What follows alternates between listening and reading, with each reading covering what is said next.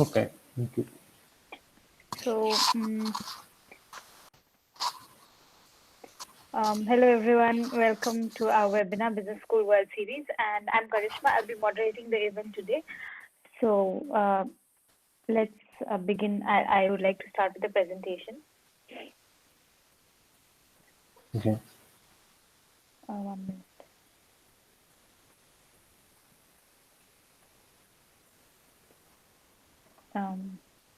Great.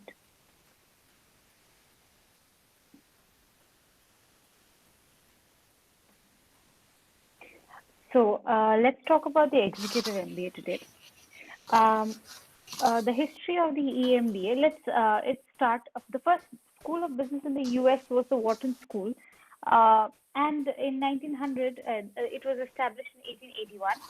In 1900, the Tuck School of Business was founded, which conferred the first advanced degree in business, specifically the Master of Science in Commerce, which was the predecessor to the MBA. Now, the Harvard Graduate School of Business Administration established the first MBA program in 1908 with 15 faculty members. It was only in 1943 that the University of Chicago launched the world's first executive MBA program. The program had 52 dedicated students. So what is an executive MBA? An EMBA, or an Executive Master of Business Administration, it is basically a 2-year program which is aimed at business executives with 5 years or more of managerial experience.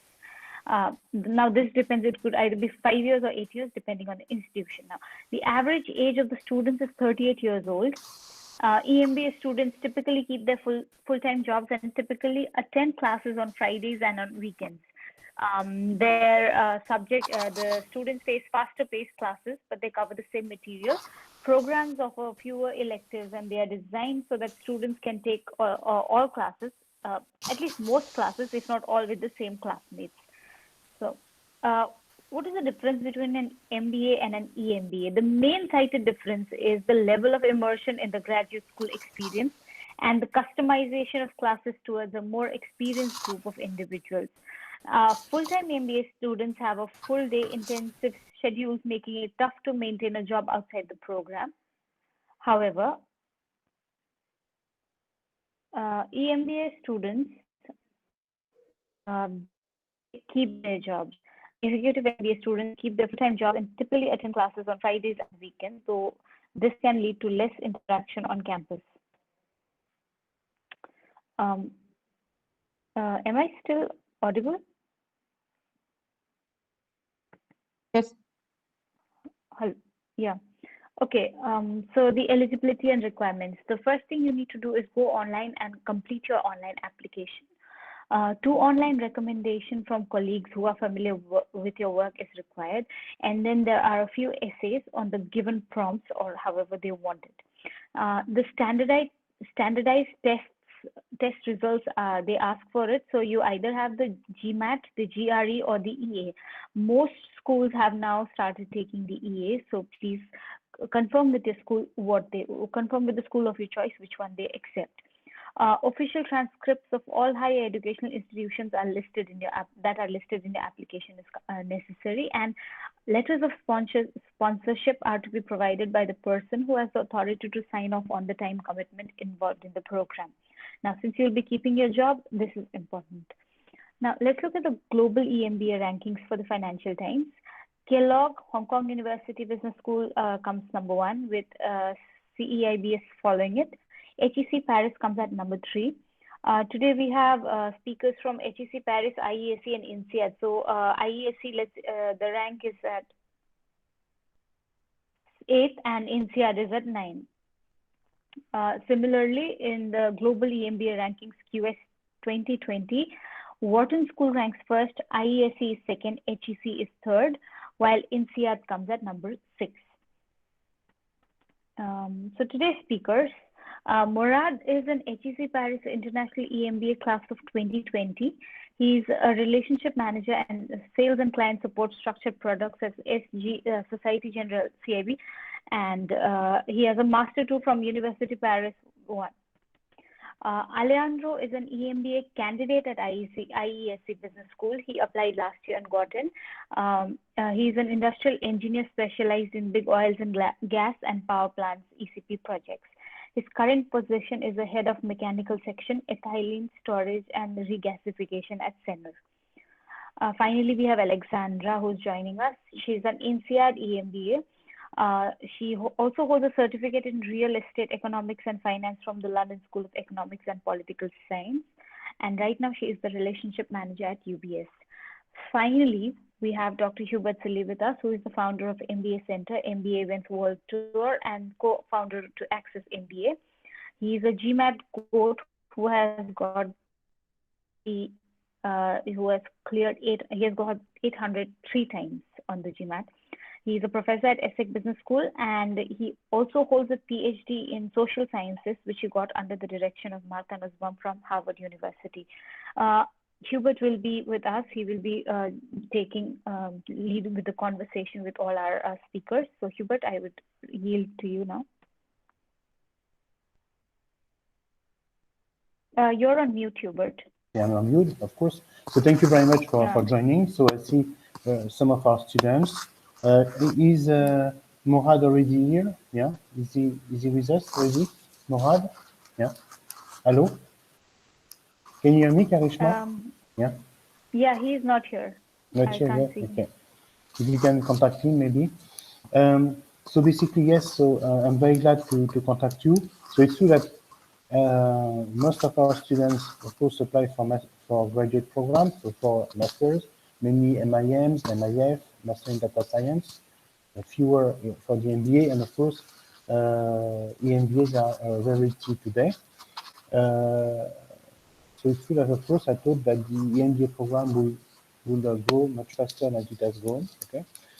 But we want also to focus on help students who are interested in the MBAs.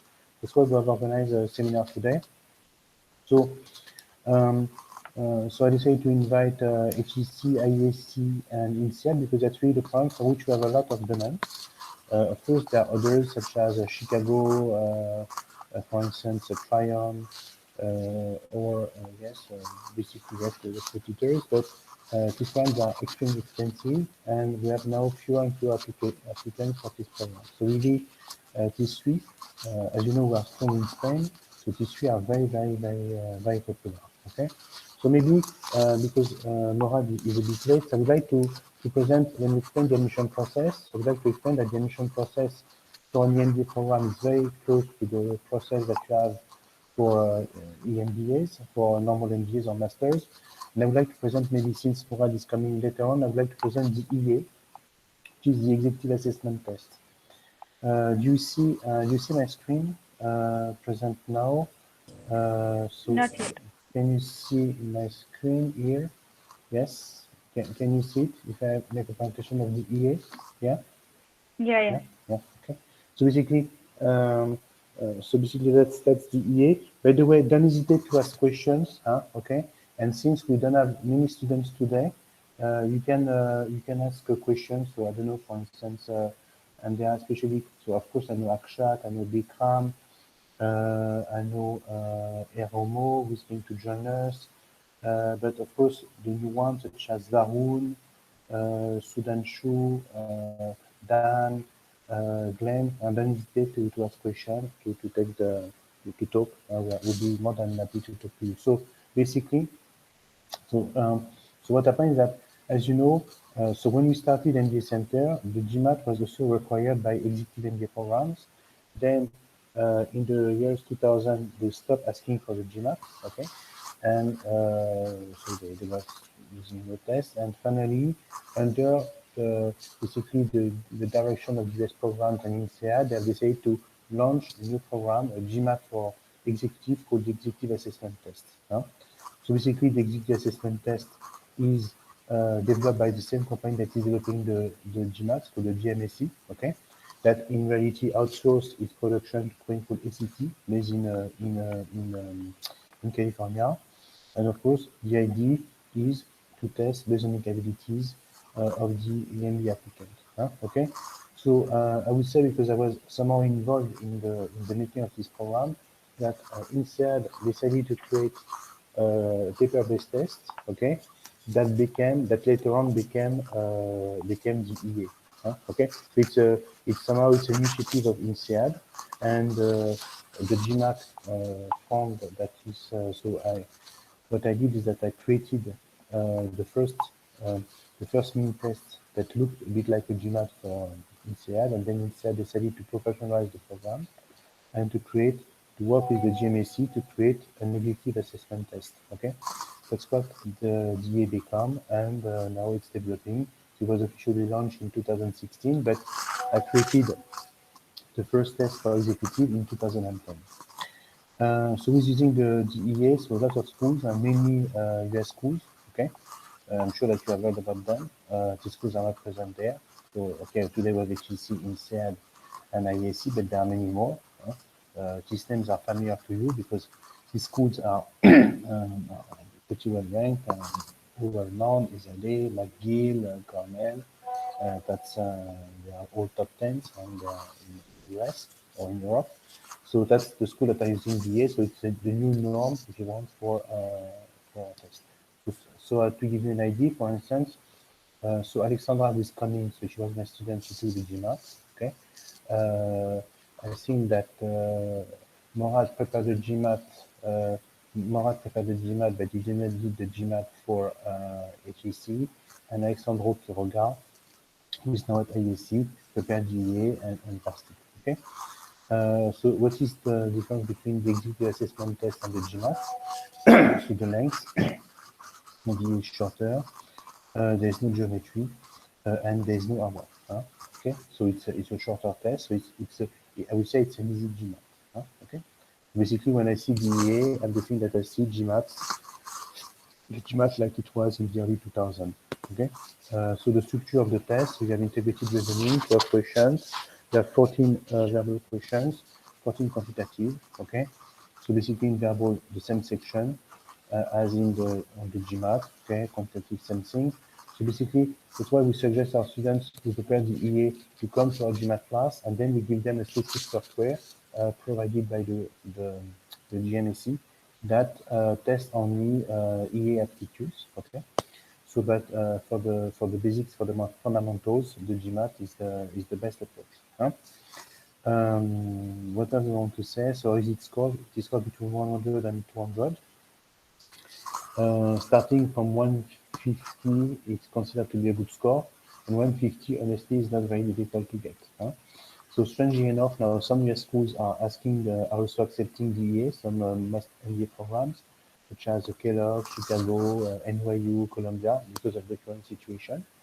So they said that the DEA can substitute to it. So of course, if you can take the DEA, take it, because it's much easier to get an acceptable score. An acceptable score for a top MBA would be above 160.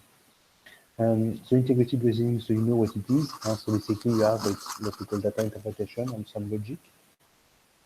So for instance, that's what we call table analysis. So you have the data like this. You have to answer yes or no. So it's not too difficult. That's something that you do every day at work. I've noticed that, by the way, very few students fail what we call integrated reasoning, because it's quite an easy section. Like, personally, I don't like it too much. I feel at ease with that. So then after that, you have verbal reasoning questions, so which is the verbal part of the GMAT. It's the 14 questions in 30 minutes. So you have reading, critical reasoning, sentence correction. So we're going to see what it looks like. So this one is a typical critical reasoning question. Okay.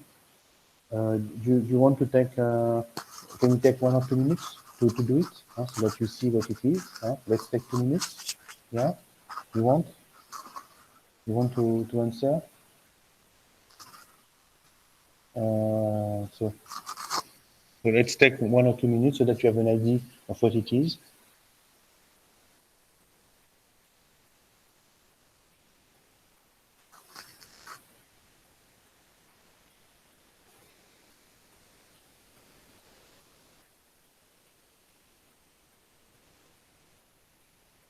And so basically here, so you have you have a factory, okay, that use a new process, and through the new process, they have noticed a reduction of their cost, leading the management to use it, to reduce his production cost, and they ask you to weaken the conclusion of the management. And here you see pretty well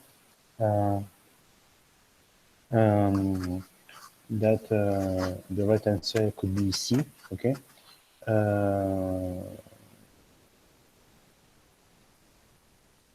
Because I don't know if you want to give your input.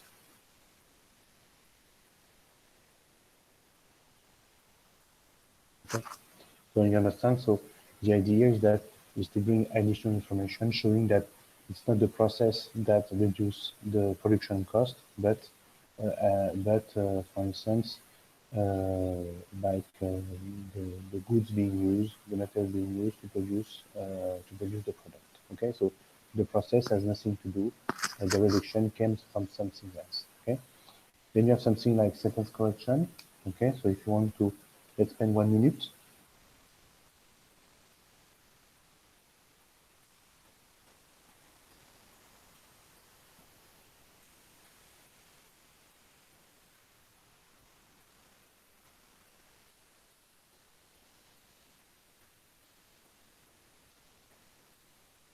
So of course, you have a comparative is no less than, which is useless.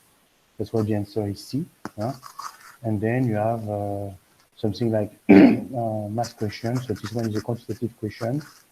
You have so basically, I'm sure that if you're familiar with the GMAT, you will be familiar with that. So you're given you have a stimulus here with a question, and you're given answers.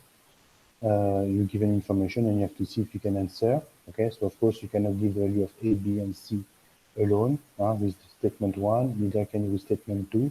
But of course, if you add the 2, you see that you have 4A plus 4B plus 4C is 24. So it means that A plus B plus C is 6. Okay.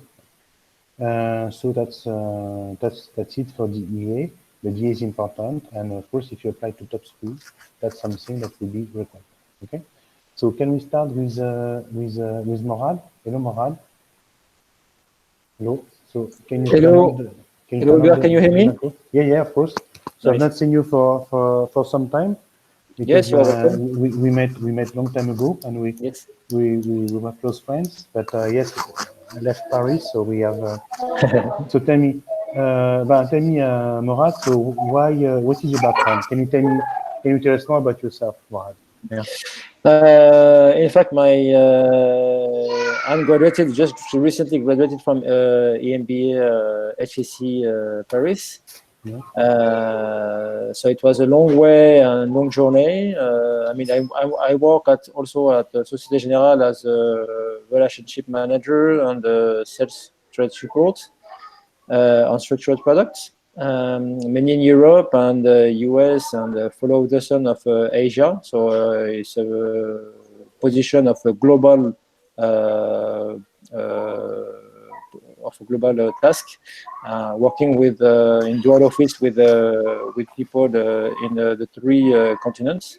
So which is very interesting, and so I could put some input from the HEC program that I learned, and I think that would be very, very useful for the future career. So I have my experience is I have many experiences around international position, many in Paris, but also I work in Australia. I work with people overseas in various industries. So I work, as I said, at Société Générale Corporate Investment Banking, and Société Générale Securities Services.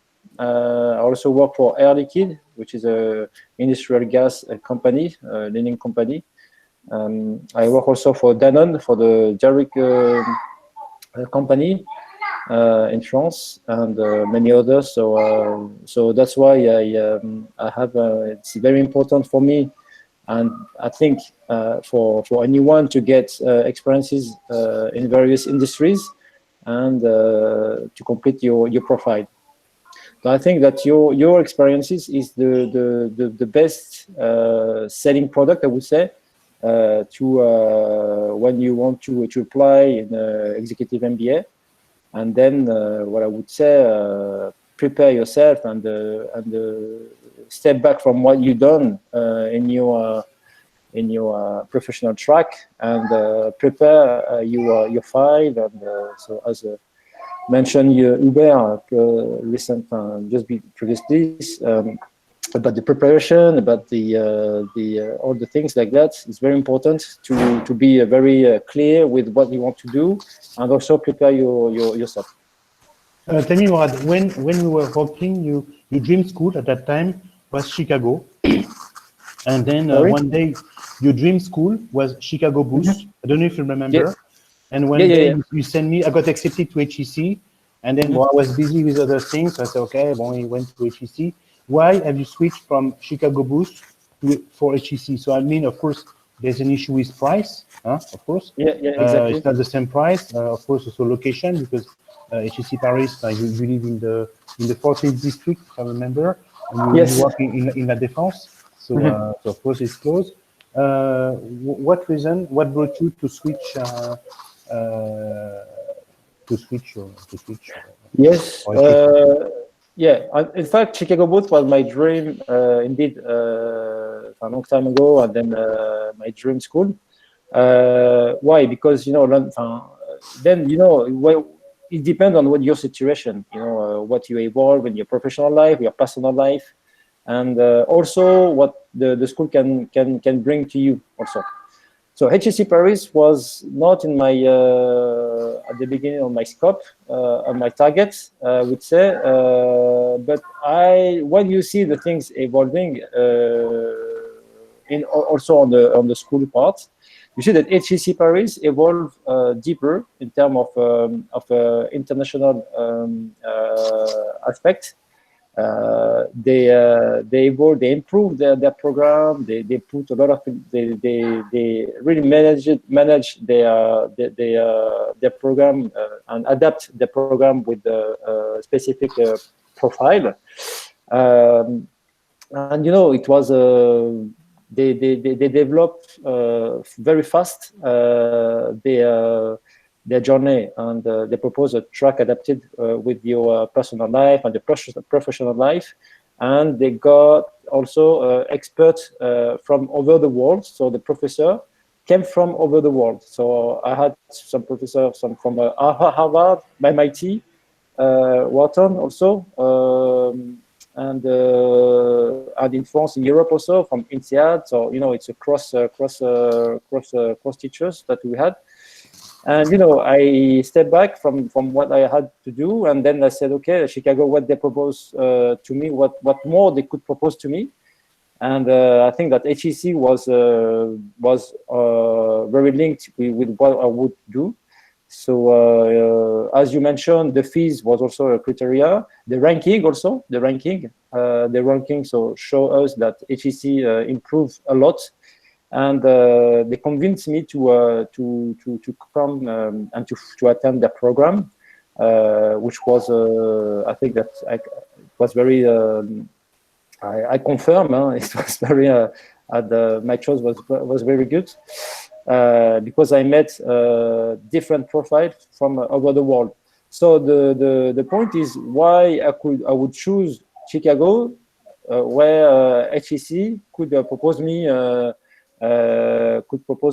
Something equivalent, even better. See, so that's why I said, okay, I won't go forward for Chicago, and yes. So and the ranking shows us that also Chicago. I think the decrease in terms of quality of into the program and etc. So that's why I was hesitating, and then I was convinced by the evolution of HEC Paris, and they could bring me a lot of and many things from Paris. Yeah. By the way, I would like to show you something that is interesting. So Michel Straga was one of my students, okay? And he went to Chicago, okay? It's interesting, we could make a business case together. So he's a graduate from the VUB, so VUB stands for the Free University of Brussels, so it's a Dutch speaking, and then he decided to go for Chicago in 2013, 2015. And he stayed for personal reasons, he had to stay because he has a wife and 2 kids, so he stayed in Belgium. I don't know if you see, he was channel manager, so he was a sort of product manager working for IBM. And if you have a look at his career, okay, it has not evolved. You see, he's now a sales director for HCL Technology. So basically, he's selling missions for this company, and probably he has the same salary as before, okay, which was, I would say, something in the 10,000 euros per month. So I would say between 100 to 120,000 euros per month. Okay, so this example is very interesting. Okay, so so I will stop presenting because it shows that ranking do not mean much. Okay, so so it means that, of course, I think that Morad, first of all, you know that you have to stay in Europe because you stay in France because you have 2 kids. Morad, you have 2 kids. Your wife has a job here as well. And you could not relocate. So of course, getting an MBA at Chicago is for someone who is relatively young, who wants to get an MBA and then probably relocate in the US. Okay, and then of course for that you need a US degree. But if you intend to, if you're in France or if you're in Spain, and we'll have the same example with Alejandro from Spain, who got accepted to IAC, LBS Colombia, and INSEAD, and we finally decided to go for IAC. Same thing, because there's this issue of the network. Yeah? Basically, it's good to be in a school that is a big brand, but if the school has no network, it doesn't work. And of course, HEC has the most incredible network that you can dream to have in France and in the French-speaking world. Okay. So that's something that you have to take into consideration. So it means that the ranking doesn't mean much. Plus, now if you have a look at the Financial Times is very well ranked in the ranking. So because probably the value for money is good. Because how much did you pay for HEC? 70, 80,000? How much? Yes, it's roughly 70, more than 70. Even now it's 80, but yeah. Because that's something, of course, that I find a bit insane is the price of this program, and probably we'll have Alejandro who got Chicago, who got LBS and INSEAD, and will tell you that basically he was stopped by the price because he was not ready to put more than 70, 80,000 euros in an MBA, which of course I find is already quite expensive. You have to see that when we started MBA Center, not when I started MBA Center, but when I started the executive, the coaching department, so the help and application in 2003, the cost of the Kellogg VAU, which is a program in Germany, so in partnership with Kellogg, was 25,000 euros. Okay, so it was affordable, it was already pretty cheap. And now they have multiplied by 4. And I don't think that income have multiplied by 4. So you know that between 2003 and 2020, income have probably remained very much the same. If you compare your salary, basically it does not multiply by 4. That's what you can see. So of course, it makes a lot of sense if you decide to stay in your country to be in the to study in the MBA program that is strong in your country. Morad, what have you experienced there? Hello. Yes. What have you experienced at Chicago? At HEC, what have you experienced that you really like? Yeah. I would say that the experience that I left. I mean, I met a lot of people from everywhere, as I mentioned previously. That was very, I mean, for me, very interesting and very important. That was one of my criteria. So that meets my criteria. So and then I really enjoyed the exchanges that I had with them, with people. And also the expert, so the professor that teach us the different courses that we had. They are very clever, very smart, and we exchanged during cases. We had a lot of cases to work on.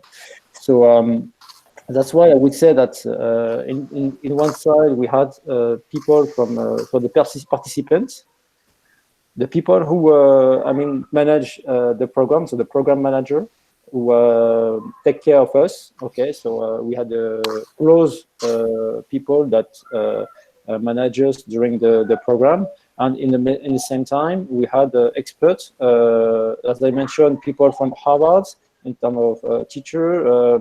Intervenant from the huge company, like I had like the CEO from Michelin, for example. If I remember, we had people from Air France, or we had people from other global company, and it was very interesting to get their insights. And all the time, but we had questions or whatever on that field, we had the details, and we had the information, and we kept in touch afterwards. So the network also, the access, the availability of the people and the teachers, and the alumni also. And also would add another thing that I attend, courses, or my specialization was entrepreneurship and innovation. So meaning that I exchanged with other people from my cohorts, and I went to Boston also. So okay. That's why, Hubert, you remember I told you that I would also, I was interested to get a program, something from the US. It was very interesting with the mindset of the business from US. So you see, that's why also I chose HEC, because they had the link with a partnership with Dartmouth College to get the training about entrepreneurship and innovation, and they are a worldwide leader on entrepreneurship and innovation. So that's why it was very interesting for me, and I keep them, I bear that in mind. So that's why. Okay. So tell me, last question. So how is the EMBA perceived by Société Générale Bank? Can you expect to be promoted now? Have you been supported? What can you expect? What type of reward can you get professionally? Okay, just to backwards from my project, it was self-financing. Okay, so meaning that in terms of in France, in France they do not promote too much the MBA in general, but they push you. They encourage you to when you want to do a training, or you want to do a program or whatever, they encourage you for that, and they adapt also the time schedule to your program if they can. So I explained to my HR BP, to my manager what I would do, my project, etc. They say, okay, so you're going to have time because you arrange your time with your team, etc. So they were very impressed by my motivation by doing an MBA, and also they were very happy for me and for them also, because it's very it's great for them to get someone from attending a program like such as HEC Paris or any other school, but HEC Paris because we're in Paris and it's very famous, as you mentioned, Hubert. And the point is, they say, okay, at the end we'll see what we can do. And even you evolve in terms of project, what you want to do. We have thanks to the EMBA, you have more choices afterwards, right? So you can evolve here in my current company at Société Générale. So I could get access to more jobs, I would say, to evolve. So I'm currently in mobility. That's why when I was doing my program, it was my choice, I would not move from my position. I would stay in my position to attend correctly my program. So I stayed voluntary in my position, but now I'm in mobility within the group. And also I had other possibilities to evolve outside the company. So I have linked, as you mentioned also, we have a good, great and huge alumni network. So I'm working now with some guys to see what we do externally, and in other companies, finance or I'm discussing. And also I'm thinking also about set up my own company in finance. So because it was one of my projects that I present during the program. So at the end, my memory, so my thesis. So that's why it was. So now today I had many multiple choices, I would say. So which is very very important. Okay, so Morad, you stay with us, please, if you don't mind. I'm going to ask Alexandra to join us. So Alexandra, thank you very much. I've not seen you for a long time, yes. You've been super successful, Alexandra. So you went to INSEAD, Alexandra, if I'm right, and you're a typical INSEAD product, let's say like that, because so you need to introduce yourself. Introduce yourself, Alexandra, because I checked your LinkedIn, and of course I'm very impressed with what you have achieved in life. So can you tell us more about yourself and what you have, where you stand now, etc. Yeah. Okay, so I'm originally from Serbia, from Belgrade. I spent there 17 years of my life. Then I went to the US. I finished my high school in the US. And then came to Paris, where I graduated from American University of Paris, because I didn't speak any French, and so it was. And following my undergrad studies, I was hired by BNP at the time, later BNP Paribas, to in the sales and trading team. Afterwards, after all the crisis in '98 and then 2001, I moved to project management, and I was happy that I was traveling quite a lot for BNP, but I was not happy with my job basically, and it wasn't my cup of tea, I have to say. So after almost 10 years with BNP, I decided to do an MBA, Executive MBA. Because I was a bit lost, actually. I was a bit lost, and thanks to Hubert, I prepared for the process, and I applied to London Business School and to INSEAD and to University of Chicago, and finally I decided to go to INSEAD because it was nearby. I had a small kid. I was still traveling for BNP, so for me it was basically the best option. And also the fact that INSEAD is super international. I mean, it was just I think the right choice. Because Alexandra, you were accepted to all the programs you applied to LBS, Chicago, INSEAD. I forgot. Yeah, you have been accepted to all of them. Yes, I think so. Yeah. And so why INSEAD over LBS and Chicago? Because it was more convenient. Okay, the program is in Fontainebleau versus, but there are other reasons than the conveniency, than the location. Yeah, I mean, the program was also structured in a way that we had sessions every 6 weeks, and LBS was every 2 weeks. This 3-day program in London, so it would have been more intensive, more. I mean, traveling in addition to my traveling for BNP.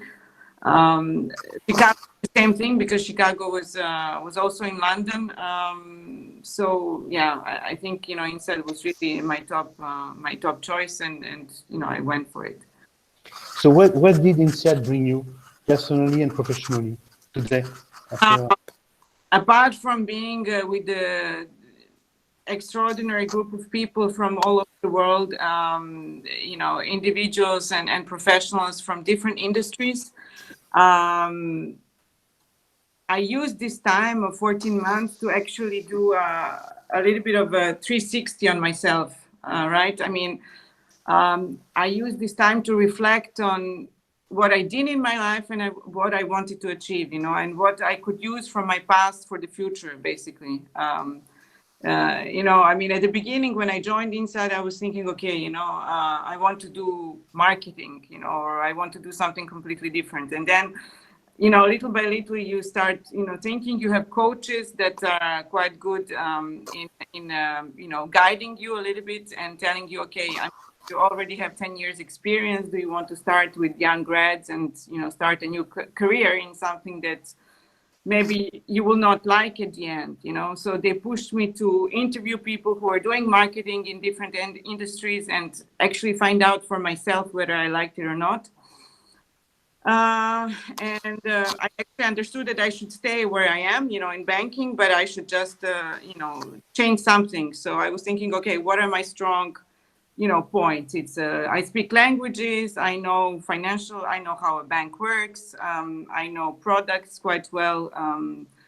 I like to work with people, and basically after some reflection, you know, I came to a conclusion that I should, you know, change the career into private banking, basically after, you know, just change another basically branch of the banking industry.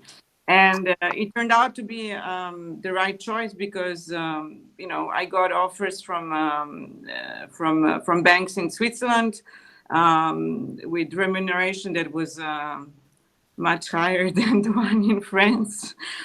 And I got my dream job actually, and you know, I could really express myself in this job and be super successful. And after 12 years in this industry, I mean, I'm still happy. I'm still super enthusiastic about what I'm doing, and I'm making a good living. So I think I got it all. Yeah, I'm sure. If you work in Zurich, so what is your job exactly? So you work as a relationship manager at UBS in Zurich, okay? Yeah, I work with global. Yeah. And I have basically 15 clients, 15 billionaires from Eastern Europe that I mean, I help them to manage their money, themselves, their wives, you know, problems. You know. The type of crime we would like to have. I'm Murad. What do I do with my billions? Yeah. Yes. Sometimes because they don't have that much, you know, it's the first generation of wealthy individuals. So, I mean, they need a banker, but they also need a friend. They need a psychiatrist. They need someone to be able to call, you know, at any time. So, yeah, I mean, that's what I do basically. You know, I tell them what to do with their money, and I solve their problems when they have, I mean, the corporate ones, you know, with treasury, if they, you know, I'm also working closely with the investment bank, so we can find very good solutions for the corporate side as well. So it's super rich and it's great. It's just I think it works well. So basically, so you manage people that we call the ultra net worth, UNWH, that's what we call. And so you left for Zurich. So yes, I remember that one of your strengths is that you speak many languages. Yeah. You speak, of course, you speak French. Yeah, I remember that we spoke French together. You speak, and now you speak German, I guess, after 12 years. Yeah. Yeah, I mean, I'm still, you know, I speak Italian, French, English, Russian, Serbo-Croatian, some Spanish, and some German, I would say. Yeah. Okay, so you speak, and many your clients are Russians, I guess. Yeah, Sure. lots of your clients are Russians. Yeah, and it's a big plus. And probably they like you because you speak Russian, but you're not exactly Russian, so they can Correct. give you secrets, and probably you have a different approach. So basically, this experience was really positive. You really. I mean, it was worth the investment. Yeah? It was amazing. I mean, and you know, I had to take a loan from BNP because they wouldn't finance my EMBA. So the cost, you know, it's quite important. I took a loan from BNP, and then I paid it back in like 1 year. Yeah. So that's basically something that we say to a lot of our students is that if you go to a good school, really it will be easy. By the way, we have a Russian-speaking person as well. Okay, her name is Oksana. Oksana is from is from Ukraine, but she works in Prague. By the way, Oksana, you can talk. Where are you, Oksana? Oksana, are you with us? Oksana? I don't know. So, Oksana, so you want to read the question that Oksana asked, Karishma? Hello? Basically, Oksana, she asked you, did you work during your EMBA program? Okay, so of course you work, because it's the only objective of the EMBA program, okay, is that you, anyway, you could not afford stopping your job. Huh? You could not pay 80,000 to INSEAD and plus not work, so you kept those. So basically, yes, the answer was. Now, basically, the question is more, how did you manage between your son, your husband, your job, and your MBA? That's one. For instance, one of the reasons why you have so few women who complete EMBA programs. Huh? Okay, so how did you manage all this? Did you learn how to be better organized? Have you skipped classes? Did you get bad grades? Hello.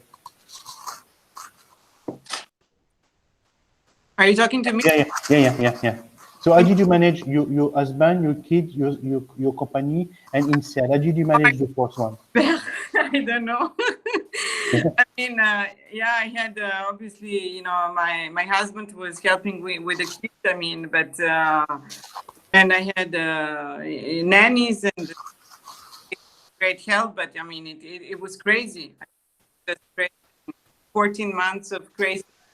I still had to travel for BNP, and I was traveling to Fontainebleau or to Singapore for INSEAD. So it was just.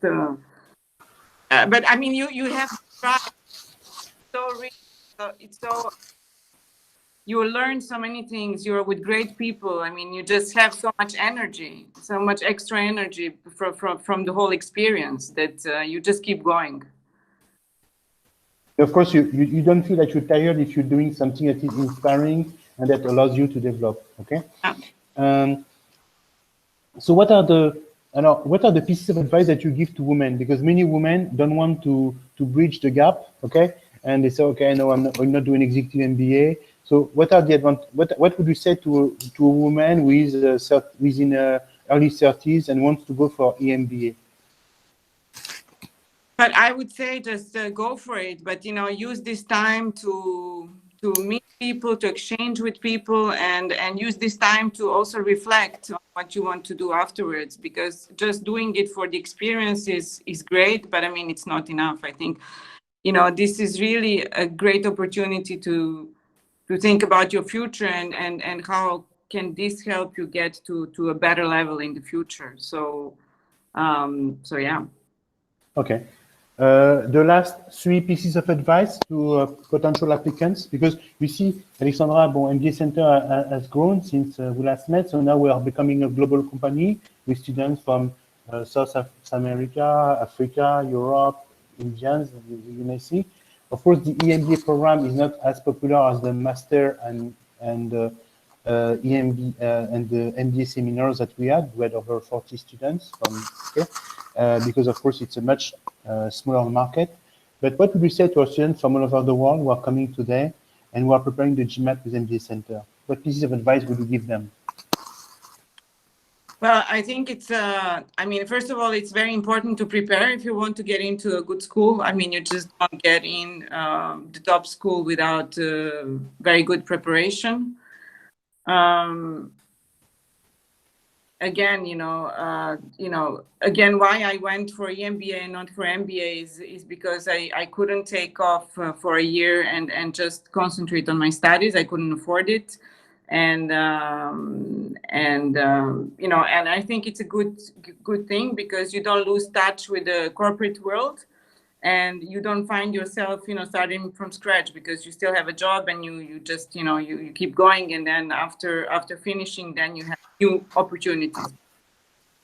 I mean, I think life is a continuous learning. So this is one of the steps that, everyone should do actually, because it's, you cannot, do your undergrad studies and then stop. You need to keep going. I constantly do additional courses now. For example, I did course at LBA, London School of Economics on real estate. Next week, I'm going to start a course with Wharton on the future of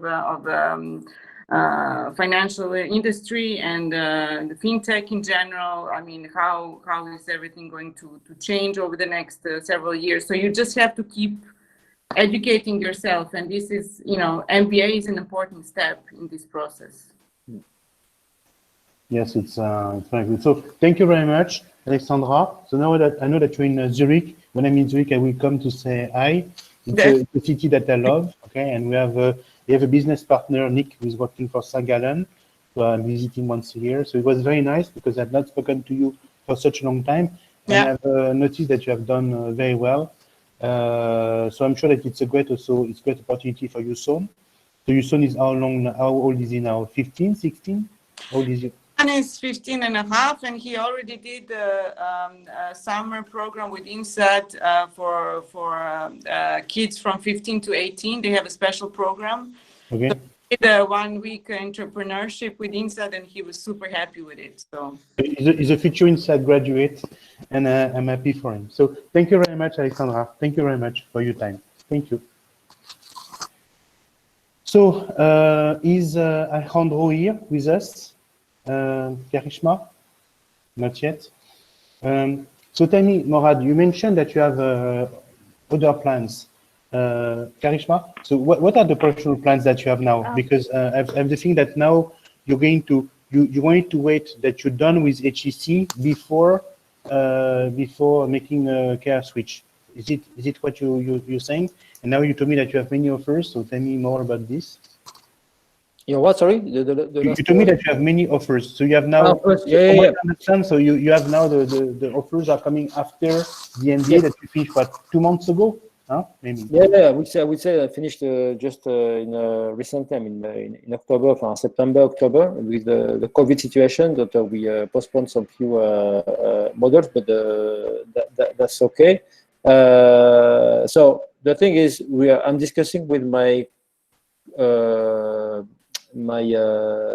the participant that I had during the program, and also with other people from the previous cohort, etc. So I met people, and they are interested to work in finance, to set up companies, funds,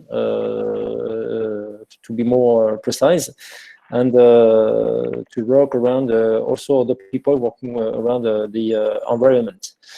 So see, I mean, I have also opportunities because I have I would say the headhunter also, who try to get my profile into other position for other companies. So I'm discussing also with that. So see, so as I mentioned, many opportunities, more opportunities. This is what you have a solid now. I would say luggage to comfort you to move forward. So yeah. So that's the thing. Did you see that in your work you have become a better professional? Have you seen already some changes in your day-to-day work? On my daily basis, I see, people, when you see that your profile in LinkedIn change also. They see your profile in LinkedIn. So and they at the beginning when I start my program in HEC at HEC, I mean the people, I did not say to everyone, I kept the information for myself because I would be concentrated on this, and then step after during the year and after the first year, I start to speak about my program, etc., with the people around me and more.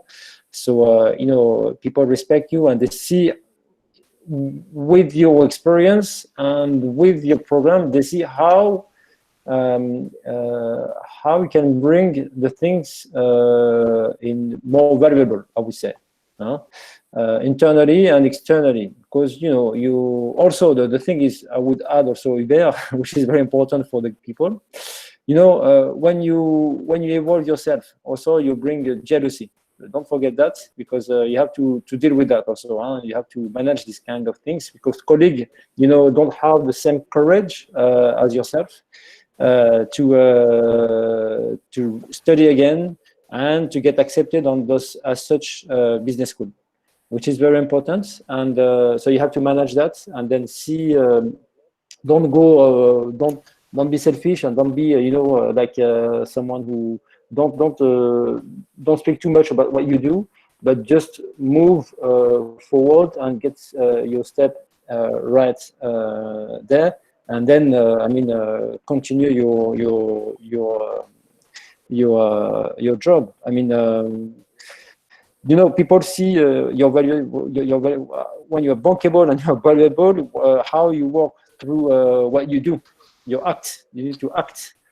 How you act with other team, your interaction you have with people, and then what you can produce in terms of job. So this is a more thing that you can sell. I mean, yes, it's very important. So an important thing that I wanted to notice, I'm surprised, for instance, to see that. So first, basically, we have two types of students. So we have the student who wants to learn, who is professionally mobile, but who has some constraints. And of course, the older you become, the more constraints you have.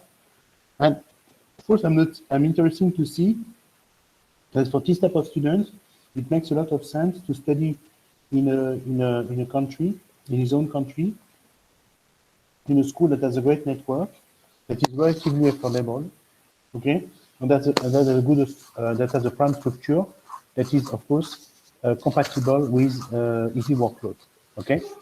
And I think that's your case, and we see that's the case also of Alejandro. His job is quite international, but he cannot travel in addition to his job trips. And then you have people like Alexandra. In a way, you could say Alexandra, she's coming from Belgrade. She grew up after that in the US, she spent time in Russia, so she's quite mobile, and she was ready to relocate in Switzerland. So you can imagine she has lived in 5 different countries in her life. Okay, and this type of students probably has more interest in taking a program that is international and that will allow you to increase your international mobility. Okay, but it really depends on what you want to do. Huh? So basically, don't be influenced by rankings, okay? Because you also have to make like a deep analysis of yourself, of your current situation, to see what you're looking for, what you can do, and what is best for you. You agree, Moran? Okay. So of course, another thing that you have to see is the support of the company. So some companies support this type of initiative, but from experience, I've noticed that they don't really like it, okay? So you mean that you have more work, you'll be less available for the company. And I find it's stupid. For instance, me, my company, I have some colleagues who are preparing for PhDs, others who are preparing for executive masters, executive MBAs, and me as a president of MBA Center, that's something that I favor. Because personally, I find that it's a very good thing that you have patience in life, that you have interest, and that you want to grow. And I think that companies should help you in this, okay? But it's not always the case. Huh? Voilà. So now we're going to welcome Alexandro. So if you want to stay with us, Nora. So last word from you. What would you say? What do you want to say to our GMAT prep students, Nora? Last tips, I would say, and last things I would say to the students. I mean, be consistent on your preparation. Don't give up. I mean, it's hard work also. If you believe on your project, move forward. I mean, it pay at the end. Okay, I mean, be ready to get to any program. Don't avoid any kind of possibilities. Stay in touch, I would say, with Hubert. Hubert he has a huge experience on this. In addition, he knows what can be good for you. I mean, he personalized and customized his offer, so which is very important. And the thing is also is to get a clear vision of what you want to do. Okay, this is a work from yourself. So also, so you need to step back and work. I would say work with in dual with the MBA Center. I would say. And then move forward and then stay humble and don't. It's okay. It's a point of your experience. It's a step of your experience of your career, I would say. And think about it and move. And don't be.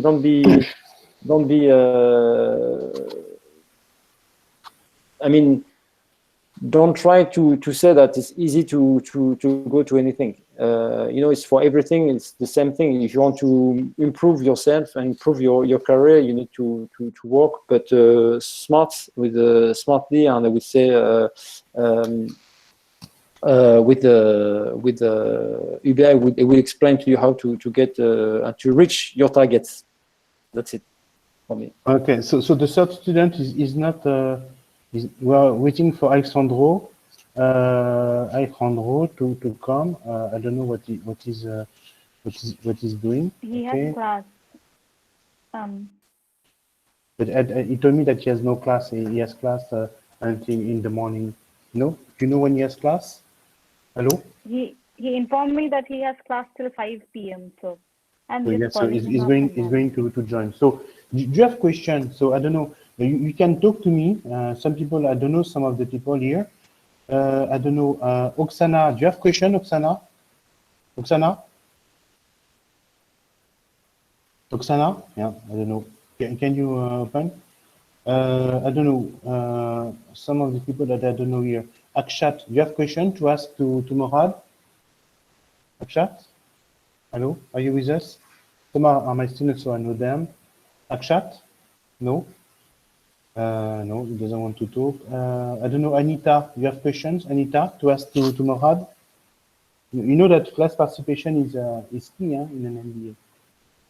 No, they don't want to talk. I don't know if they are here.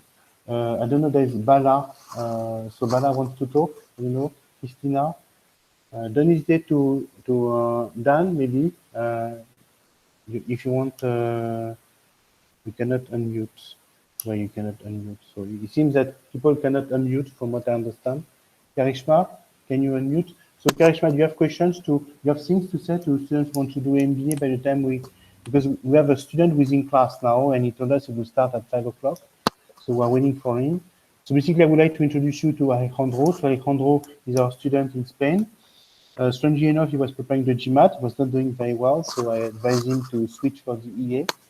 And his original choice was to apply to IAC EMBA programs. He was supposed to, by the way, have the support of his company. His company called Sener. It's a civil engineering company. It's quite a big company. And then I told him to switch from the GMAT to the EA. He got a good score. I think he got 160, something like that, and got accepted to the double degree LBS Columbia, INSEAD, and then IAC. Strangely enough, he finally came back to his initial choice, so he decided to follow my piece of advice, okay? And then he found out the same thing as you, Morad, when you wanted to apply for Chicago. A program in Chicago is twice the price of the program at IAC. Chicago and IAC have good schools. Their network in their respective countries are pretty strong. Okay, so we found out that it was not worth paying twice the price. Okay, plus there's also an issue with organization. Okay, hello. Excuse me, Hubert. Bala, Bala, you want to talk? There's You have a a question, Bala? person. Yeah, Bala. Yeah, hi. My name is Bala. So Yeah. my question is, I am actually confused between MBA and EMBA. I know this is Executive MBA because the reason being I worked as a lead, but I have not worked as a manager till date, and I'm actually very confused. Which is better for me for my Okay. career. So basically what makes the difference is your age, and the number of years of experience. So of course, if you have over 10 years of work experience, go for an EMBA. What you have to see is that I have a lot of students from a lot of students who have a great salary and responsibilities, but we do not manage a lot of employees, okay? And it's not a problem, okay? So you can be in a lead position. For instance, yourself, Morad, you manage a lot of employees? No, you don't manage your team. In fact, what I manage is, as I mentioned previously, my job is more global. So I work with, in terms of projects, I work with many people from all over the world. So you see, I had to manage the chain. Difference is not all people, but it's an important position in terms of impacts that you could have on the business. Yeah, you see, it's the same. You see, Bala, it's something that is very common now. You can have big targets, but you can be alone, and your job is to influence others so that they collaborate with you. Exactly. So, for instance, Karishma, who is managing our media and content, she works with many people, but she does not. They are not her subordinates. Karishma, for instance. Okay. So basically, that's what we call management per influence, by influence, and that's what Morad is doing, for instance. Okay. So yes, if you have over 10 years of work experience, you're better off doing an MBA with completing an EMBA. Okay. Now, of course, for information, do you remember my student Morad? Maybe you met him. What was his name? He was from Tunisia. Yes, he was Brahim, but from Tunisia, and he started his MBA program at Yale at the age of 42 years old. Okay, so because he didn't want to work and study, he wanted to spend 1 year, 2 years in the US, change life, change career, change scope, and he could afford because he was not married, so he decided to go for it. You see, Bala. So it's basically normally people who have over 10 years of work experience, they will go for an MBA. People who have less than 10 years, they are more likely to go for an MBA. But I have someone like, for instance, like Alejandro. He has 5 to 6 years of work experience, and he went for an MBA. And there are people who have over 10 to 15 years of work experience, and you go for MBA. So it's also what you need, what you feel, what you can afford. That is important. Morad, when you came to see me, it has always been for an EMBA, or at the beginning, you wanted to do an MBA. No, it has always been for executive MBA. Yeah, many it was for an MBA, and then at the beginning it was it was the beginning, but so maybe an MBA, and then it depends on your career, so the position, your availability, and where exactly you stand in your career. So when you're ready for it, go for it. I mean, for an MBA, if you, as mentioned, if there's less than 10 years, it's good for an MBA. I would say 5, 6, 7 years is good for an MBA. And then go for an executive MBA for when you have more than that, and then because you're gonna share with people from with huge experiences, and they had a great job, great position. So for interaction, they try to get people from with a deep experience from executive experiences. Okay. There's also another type of program that we did not mention. It's called a Sloan Fellow Program. Okay. So Sloan Fellow programs are offered by MIT, London Business School, and Stanford. Okay, and they are 9-month programs. So they require the GMAT. Okay, and it's between an MBA and an EMBA. So it is between. So in terms of work experience, of profile, it's the same, but it's a full-time program that lasts 9 months. The average age of the applicants must be something like 35, 37. Okay, and so compared to 2-year program in the US, it's shorter. It's 9 months. People are older with more experience. The type of teaching is also very different. Okay, but it's a full-time program. Okay, at LBS and Stanford, you get a Master of Science. innovation and leadership, something like this. And at MIT, you can either get a Master of Science or an MBA. And really, people ask for an MBA because the MBA has more, how can I say, has more visibility. Okay. Another question, maybe, I don't know, yes, Anita, maybe, you want, Alessandro join, finally. Alejandro, where are you? Where is he? Where's Alejandro? You're here. Thank you very much for joining. So, Morad, you can stay with us, and of course, don't leave. We'll be happy to see you. I'm going to interview Alejandro now, okay? Alejandro. Hello, Hubert. Can you hear me? Yeah, yes, of course. So we hear different accent now, the Spanish accent. And so, Alejandro, you still at IAC today, or you was online class, or you at? I just left. That's why I'm sorry, because I joined a little bit later. But you had the class. It was online or it was offline? No, it was. I went there to the headquarters because we are so far being able to properly attend to the classes, so everything is going well so far. So you have to understand. So for the people who are from outside Europe, that basically in Europe we have different rules. So for instance, in France, campuses are closed until early February. In the UK, they will be closed until the end of the year, okay? And in Spain, it's still open. You agree? So yeah. It's a different stuff. So, Alejandro, so can you tell us more about your background? Well, I am an engineer. I am an industrial engineer. I studied in Madrid in a university called ICAI. Well, then I started to work for Center, which is a Spanish multinational company, which is promoting and constructing power generation plants, and also we are in the oil and gas business. So yeah, then I'm pursuing my executive MBA because my company is paying for part of this MBA, and it was thanks to you, Hubert, and to your company that I got the application, and I was admitted in all the business school we applied for. So that was really helpful. Okay. So when did you start your program? So you started what? Late September? When was it? Late September? October. The first week of October. Yeah. So can you tell us more about the structure of the IAC program? So how does it work? Yeah, this program we have. There are two types. We have the weekly and bi-weekly format.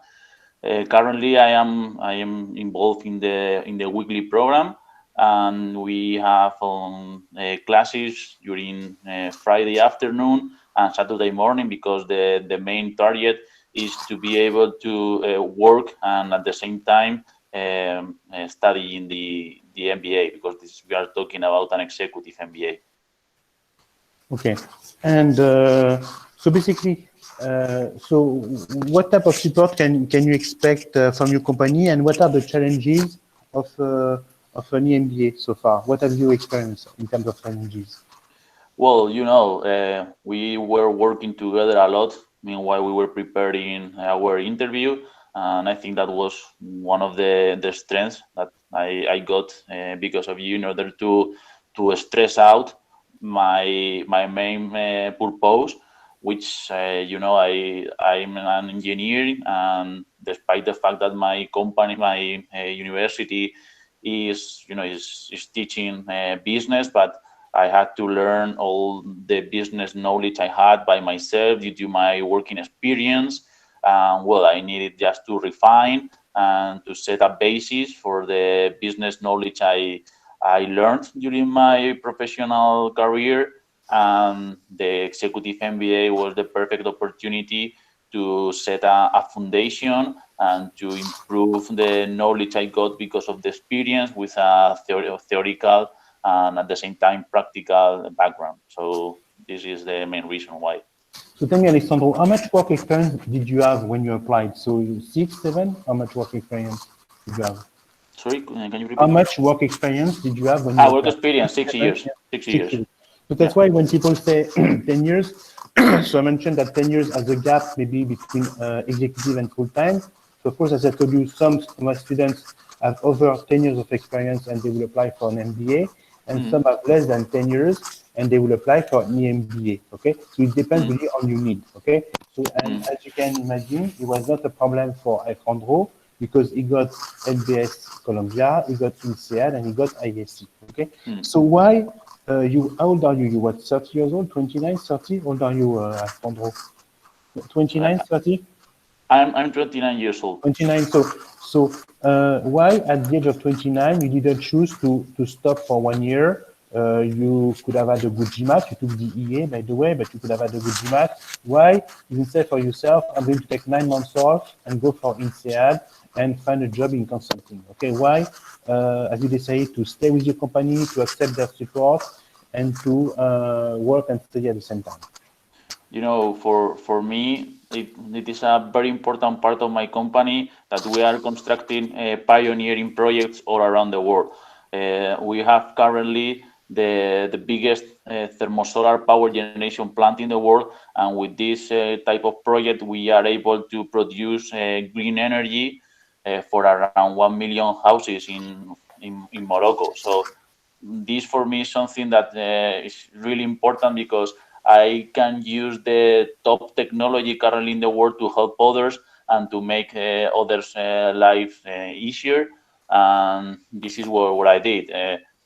You know, I for sure could have applied for a consultant work, but so far this is what I would like to do. Help others using the technology and being involved in this type of project. We are talking about a project with an investment of around 1,000 million euros. So it was able to change a whole city in a country and to help others, not only because of the power generation, selling cheap energy, but also because of all the work opportunities we have for them. So this is something that is really important for me. Yeah, so you want to stay in this industry and in this job. So yeah. What have you studied so far? So basically, so you got accepted to 3 programs, to 2 other programs. Why IAC rather than INSEAD and LBS? You see that the students who are here today, they come from Europe, from Africa, from Asia, from South America. So of course, they have heard about IAC, but of course they will favor great names. And of course, IAC is a great name, but names that are even more famous. Why IAC over INSEAD or LBS Columbia? You know, Hubert, I was accepted in all of them, in LBS Columbia program, in SEAD program, and in IESE. And the main reason is that my company, well, it was supporting me to pursue the IESE MBA because my company has a very close relationship with this business school. And also because of the pandemic matters, I was not, you know, I didn't want to do this huge investment because the program of the LBS Columbia is far more expensive than IESE. So my point was to pursue the IESE MBA because the opportunities I had from my company were bigger, and also because of the pandemic situation.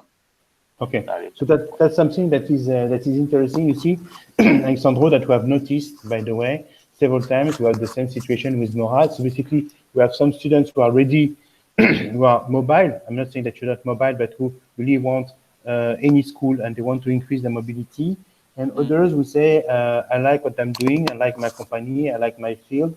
I want something that's convenient for me, and they're ready to stay in their country. So that's really something they should all consider. Of course, when you do an MBA, you know that you're going to be away for 1 year, 2 years. You can say, okay, I can go abroad. It's not a big deal. But of course, when you want to do an executive MBA, you know that you have to study and you have to live somewhere. You try to find something that is practical, easier to manage, a program structure that fits, and also the network in the right country. Of course, you can say LBS Columbia is great, but what is the network of LBS Columbia in Spain? It's very small compared to that of IAC. So I understand the thing, and remember that's something that we discussed. But of course, I don't know. You have to understand that I don't know all the life of my students, all the issues that they have in life. And of course, there is what is good on paper, and then there is what is good for you, which is of course a different. Okay. So what are, because I know that you're busy now. Yes, another question that you have is that I know that you're very busy, you have a lot of work. How do you combine your study with your work and with your personal life?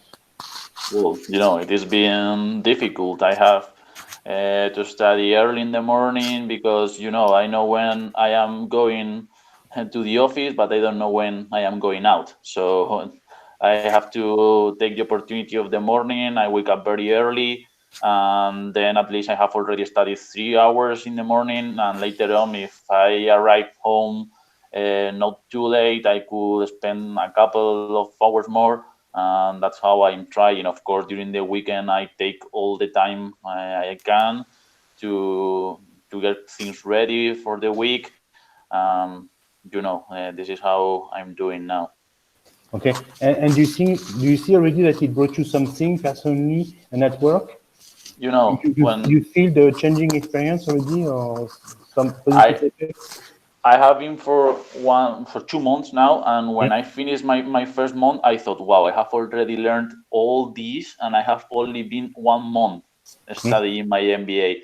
I learned a lot of things I could not even imagine I would. So this is pretty important. And also, when I wrote down in my LinkedIn profile or in my profile that I was studying in IESE, just a couple of weeks later, I received new phone calls from companies, and taking into account the difficult situation we have now in Spain due to the pandemic matter, that companies are calling you without I have sent them anything. So it speaks quite well about the opportunities you will have for You have student been MBA. headhunted, okay? So what are the 3 pieces of advice that you would give to someone? Because here you have many EMBA applicants. What are the 3 pieces of advice that you would give them, Alexandro? You mean for the preparation of the For application? preparation, school choice preparation, personal life, etc. So they are in the admission process now, so they are preparing the GMAT results for a lot of them. So what are the pieces of advice that you would give them? Well, I will say for sure, prepare as much as possible the GMAT or the executive assessment. In this way, I think that the best point from my side is that I was able to choose. I mean, I was accepted in all the programs I applied for, so I was able to choose the one I preferred. And it was pretty important to prepare well the GMAT, the executive assessment in this case, but also to prepare very well the interviews and the essays. And I was thinking I was perfectly able to do that. But I have to say, Hubert, that you were really helpful because you helped me to stress out the points that make me different from the rest of applicants. And it was really important to have a strong application with strong essays and strong interviews, not only the GMAT, because it wasn't my case because I had a good executive assessment. But if I had been like a lower grade in the executive assessment, I could have made it up with the strong application we made together. Okay, so it's good. So do we have more questions that people want to ask you? No. So basically, so yes, that's something maybe that you have to explain because you mentioned the GMAT and the EA. So can you explain, because you started to prepare the GMAT and then we switched for the EA. So can you explain the difference that you see, and can you explain why you believe it's better to prepare the EA when you want to apply for an executive MBA? I had pretty clear that I wanted to pursue an executive MBA. So in order to do so, you need the executive assessment. There is not a very big difference between both. I mean, I think the only thing that changes is the geometry, but mainly they are almost the same exam. It is a little bit shorter. I don't remember now, but I think it was half. Well, we prepared together the GMAT in order to be strong enough for the executive assessment test. So that was the point. All the business school I applied for, they asked me for the executive assessment rather than for the GMAT. So this is what we pursued together, and I think we were quite efficient. Yeah. So tell me, we have Bikram, who is my student, who is applying for MBA, but he's in the same field as you. because he's in civil engineering, but he's into sustainable development. Bikram Jet, you have a question to ask to Alejandro, who is roughly in the same field as you? Hello, Bikram Jet? No, I ask you to join. Bikram Jet? Yeah, hi. Yeah, Hi, yeah. Dr. Hobby. So you have questions to ask to Alejandro because he's in the same field as you. Maybe you have questions about the career perspective. So Alejandro mentioned that he has already been headhunted by employers, even though he studied the EMBA at IAC not a long time ago. It was 2 months ago. Questions for him that you have, because you're super knowledgeable, Bikram Jet. So what are the questions that you have for Alejandro? Hello, Alejandro. How are you? Hello, how are you? Good, good. I have like around 13 years of work experience. And from the last 7 years, I'm working in the renewable energies. I have been, I started in 2012, I started my startup. And recently we did one of the world's largest rooftop project in India. Now I'm looking forward to going for the LBS Sloan program. So what would you recommend, the full-time program or a LBS Sloan program would be better for me, the kind of profile I have? Sorry, I don't know the other program you're talking about. This is something like an executive MBA. Yeah, It is rather. I think it is more of a leadership role. It is after the executive MBA. Well, for me, it was key the matter that I had to combine my work activities with the MBA. I know I wasn't able to stop all the project I was doing and to focus only in a full-time program. So I think you should choose what better suits you. I mean, if you feel that you cannot stop your career, that you cannot stop the projects you are involved in now, maybe the best opportunity will be an executive MBA. If you think that you could have a break or you feel weak, I'm looking forward to change the region as well. So if I'm going in for executive MBA, the changing of the region won't be possible. Yes, Well, it will be difficult. Yeah, but at the same time, what you have to see is that, for instance, if you were in Europe, Bikram Jet, you could consider, or in the US, getting an MBA in Europe and still get the mobility that you need. You see, the problem that you have is, of course, if you study at IIM or ISB, the reputation outside India is not strong enough, probably. Okay, so if you do study at IIM or ISB, is to stay in India. Okay. Basically, do you have more questions? Hello. So basically, Morad and Alejandro, I was very happy to meet you. Okay. So Alejandro, I know that you're very busy, and I appreciate what you did for us because you ran out of school and you came to meet us. Morad, anything to say? Alejandro, any last piece of advice that you want to say to students? Yeah. So basically, I would say choose the best program for you and don't take rankings for granted. Okay, what is good in general may not be good for you. Yeah. Okay, and rankings are not an average situation. Morad? Yes, exactly. This is what I said previously. I mean, work on your project, what you want to do, what you want to do on your next. What's your next step on your career? What's your project, and discuss with your peers. We discuss with the people around you, and maybe do I would say a sort of introspection before move forward, and and work with humility. This is very important, and I mean it's a one step of your life, which is very important that you would do, and you won't have I would say any other chance to change something in your career and your experience. So it's a personal experience and professional experience. It's both, I would say. Okay, so thank you very much. So, and you, Alejandro, yeah, go ahead. Well, yeah, I would say pretty the same. I mean, if you are aiming to a top 7, top 10 MBA business school in the world, you will not fail.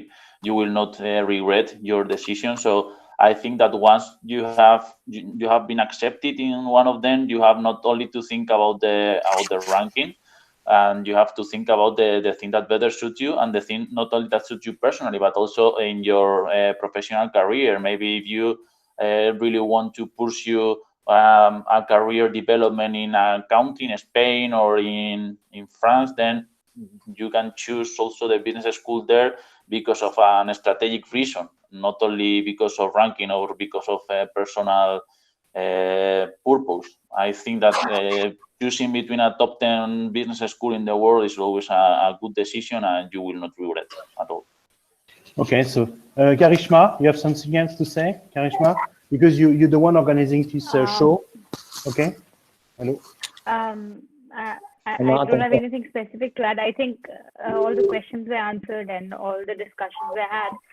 So yeah. Okay. Maybe you can interview Murad. Later on. You can interview Murad. You already interviewed Alejandro, so Murad will be happy to interview. Yeah, I've already talked to Alejandro. He's a star. Okay. Thank you very much. Have a good day. Thank you. Bye bye. Thank you. Bye bye. Thank you. Bye bye. Have a good one. Bye bye. Bye bye. Thank you. Bye. Bye, Karishma. Bye, everyone.